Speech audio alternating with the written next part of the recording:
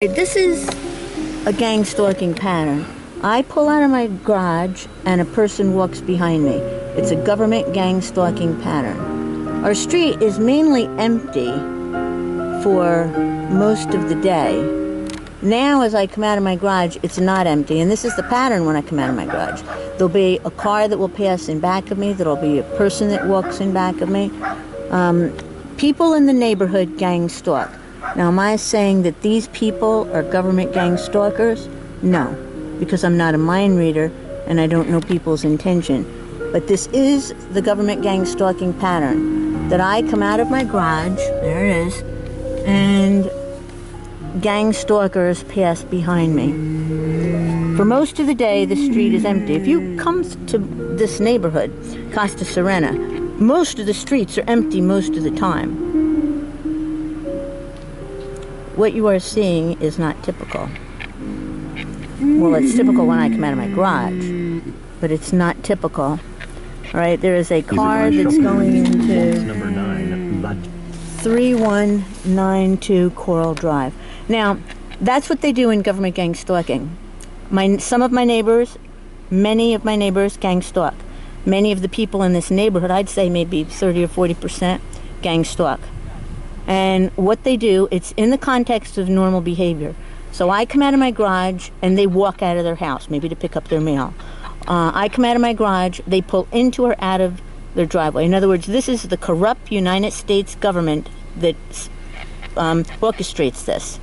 And it essentially, they know that I go out every day.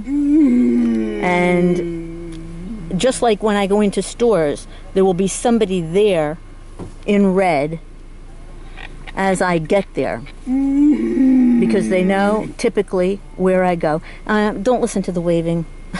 This is discounting. There's my brother's making a lot of noise, so he's kind of distracting me with his noise. R.D. Laing described a phenomena whereby people give double messages. They wave as they gang stalk. That's what happens in government gang stalking. And I'm not saying that that lady neighbor is a U.S. government gang stalking, but that is typical of what gang stalkers do. In other words, the word I'm looking for is double bind. That you're getting a double message. In other words, this is a psych ops program.